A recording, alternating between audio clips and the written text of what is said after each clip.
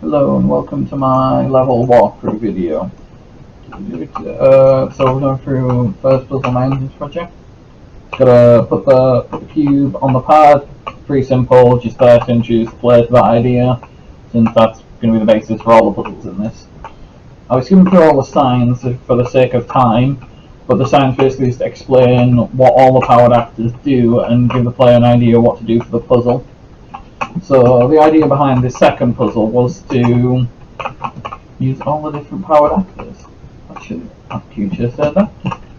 There we go. I've also hidden the jump pad here because I think it makes it a bit easier. Just to make a mesh better with the aesthetic. The red jump pad was a bit too garish for what I was going for here. So I decided it was better to just hide it, put a vent in the way, it makes it quite as just frame you up. For a cube. Hit the pad, yeah. I've got a bit of practice at that now, but believe me, that was not easy the first couple of attempts. But yeah, it's just you've got to throw the cube, hit the power pad on the other side, activates that.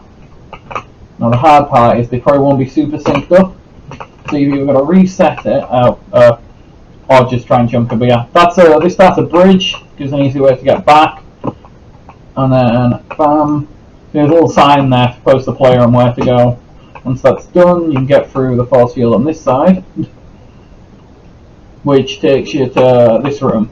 This is your final goal here, to get to the flag up there. To get to it, you've got to activate the elevator, which explains will take activating both of these rooms. So this one's a bit more abstract of what to do. It's basically just a bunch of platforms. The main goal is to jump your way across and get to that power pad there, which changes what some of the platforms do. Yeah, interesting. The cube does reset if it falls into the lava. Otherwise, it's just stuck there. So it doesn't get in the way so far, to my knowledge. So I haven't found that much of a problem.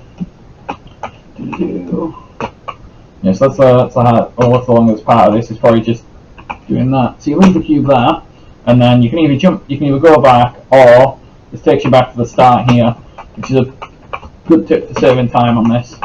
And the hard jump, there you go, manage that.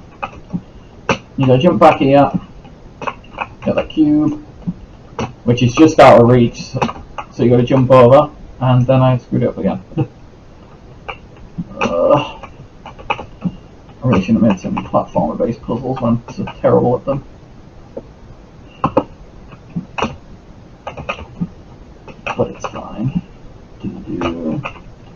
Yeah, for this, there's basically a set of splitters with a NOT gate and one with just an AND gate. So one set's active while the other's not. So when you put the power on, it swaps it. This one is just connected to the elevator there, that's connected to an AND gate. So you gotta activate them all for the elevator to go. And then over here, this is the last room, the steam room. Some more stuff what you're meant to do here. So you've got to activate all of these turbines here to basically activate the elevator. And yeah, it starts giving out steam if you do it.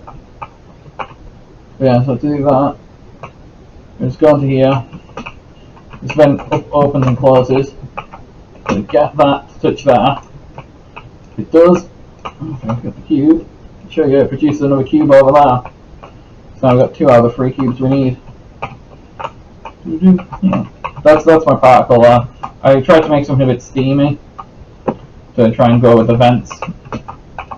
Got more jump pads here. I was going to put the particle effect on the jump pads, but as I was looking at it, it just kept getting in the way.